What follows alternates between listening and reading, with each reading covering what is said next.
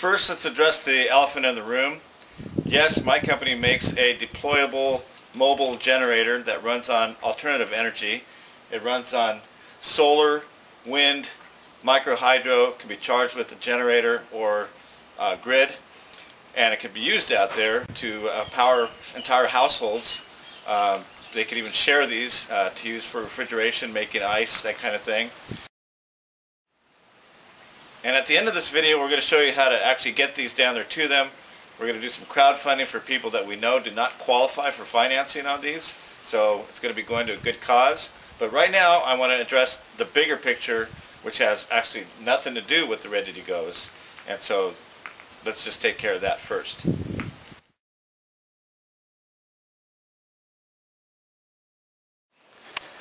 In the interest of time, I'm just going to talk about all the different technologies that are available that can help the people of Puna. But come back later and take a look, and we'll be posting down below links to all the different things that we talk about, all the different technologies, so that you have a reference. But in the interest of time, we're going to be just talking about it first. Come back and check with us later.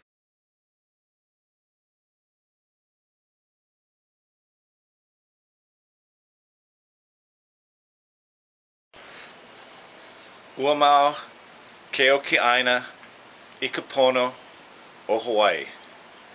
Anybody that's lived in Hawaii long enough knows that motto. It's the Hawaii state motto, and it translates to, the life of the land is perpetuated in righteousness. Righteousness of the people. And so what's happening right now, you're hearing people talk about Madame Pele is speaking, acts of God. The lava is flowing, whether you want to call it something mystical or proverbial or even philosophical. No matter what, light is being shed to the Big Island right now. And so it's time to expose a few things so that we can continue on to the solution of how to help the people of Puna.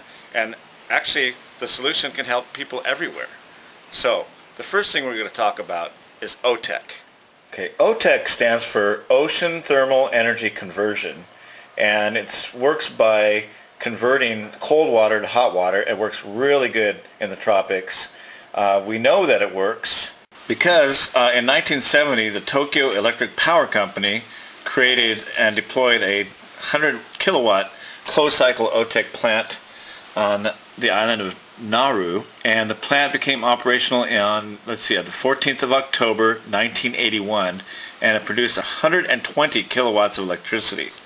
90 kilowatts was used to power the plant, and the remaining electricity was used to power a school and other places. So we know that this works because they've been using it in Japan. In fact, they just built another one in Okinawa. And we also know that it works because we had one right here on the Big Island.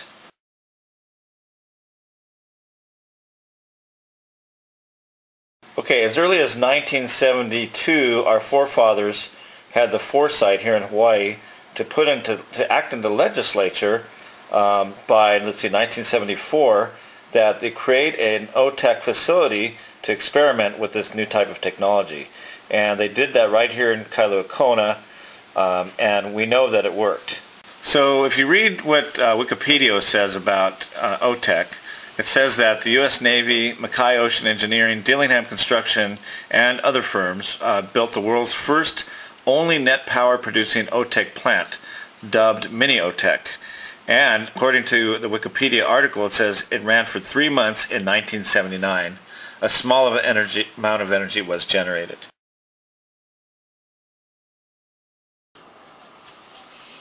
Okay, I'm going to take a break now before I go on. If you want a short-term solution, what I'm talking about now is long-term solutions that are very viable. But if you want a short-term solution, what I recommend you do is go to the video I posted called Saving Puna FAQ. It's an addendum to Saving Puna Part 1. And it has some real quick and easy short-term solutions that you can get involved with and help out right now. Because the rest of what I'm going to talk about, as I say in modern times, is complicated and in some ways a little bit nefarious, but it's part of the problem that we need to look at so that we can have a solution for the folks out there in Puna. And so here's the rest of the Otech story.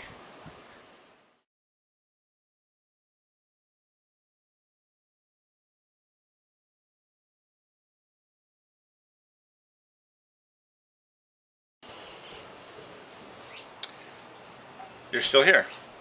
Okay, I warned you. In 1998, I was invited by the University of Hawaii Manoa School of Architecture and DBED, that's Department of Business, Economic Development and Tourism Energy Division, to help facilitate a training, largely to create this book. Inevitably, that's what happened. The training was to train contractors and architects throughout the state to teach them about sustainable practices that were available in the late 90s. I was asked to do this. I was partnered with Virginia McDonald, who is an award-winning architect here from the Big Island. She won awards in her sustainability on passive cooling, of all things. And one of the trainings that we did here on the Big Island was at the Otech facility. Otech is now called NELHA. That's a Natural Energy Lab of Hawaii, but back then it was just referred to as the Otech Lab. And in 1998, when we had our training there, we were told by the manager of the facility that they never did shut off that system. In fact, it had been running and producing power up to that time. And so this is a full 20 years later, 20 years after the purported 3-month experiment that they did in 1979, that the power was still running from the Otech facility, and it was running lights. They used the cold water to run air conditioning, but it was still producing power at that time. Recently, I went down to the Otech facility at NELHA to see if it's still producing power, and I was told I'd be very disappointed in the news. I was told that by one of the state employees at the time that was working there, because what they've done is they've shut down the system. I don't know at what point they did that, and now they're buying their power from a new generator, the Kaleo generator that was built just about 1.5 miles down the road by the utility, specifically for the NELHA property. And so, let's get this right.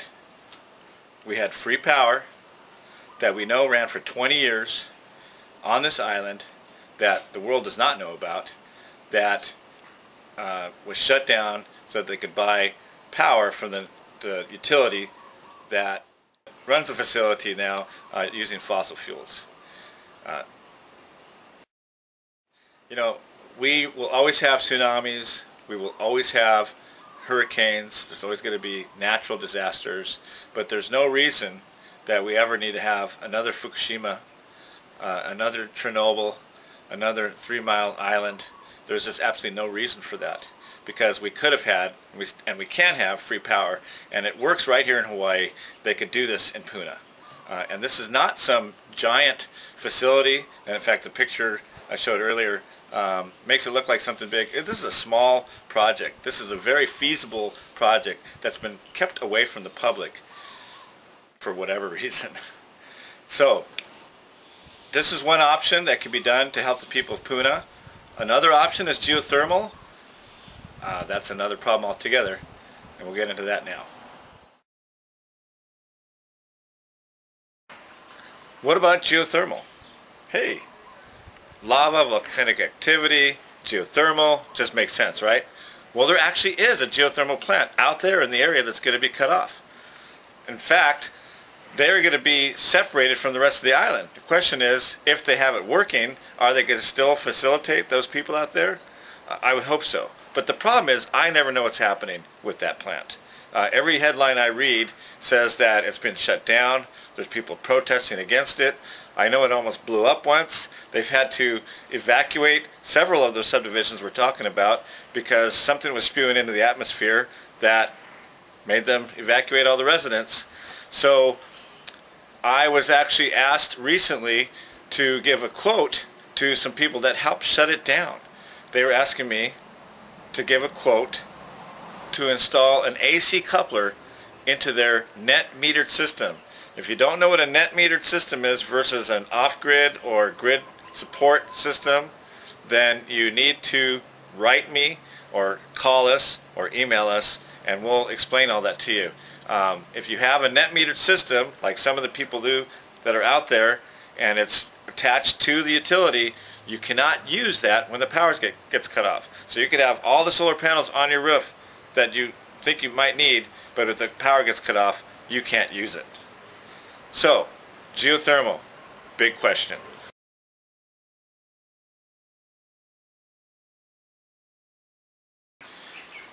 Okay, sorry, I got a little worked up there. You know, all of these problems can be solved, but when you don't have people taking a good hard look at it, then it can easily be just overseen. And now that the people of Puna could use the help, this is the time to correct some of these wrongs.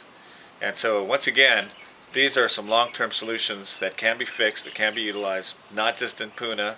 Some of this can be used around the world to help the energy problem, and it's something we need to really be looking at around the world. So yeah, the lava is shining light on this little section of our big island and the people and the residents there that need the help. So one last thing is transportation, and some of you who have talked about that have emailed me have said, boy, it would make a lot of sense to have a ferry over there. Well, here we go. Here's another story. Okay, I'm not going to spend a lot of time on this, but yes, we had a super ferry. A company out of Australia had spent lots of money to try and set one up here on the big island, actually between all the islands. And in another example of corporate greed and working with the government, they did the classic yes means no, where they gave them approvals, and then as soon as they were ready to run, they shut them down. So at this point, I think we should be looking very seriously into trying to get those ferries back, or any ferries back, to the big island, to all the islands, but especially for the people in Puna.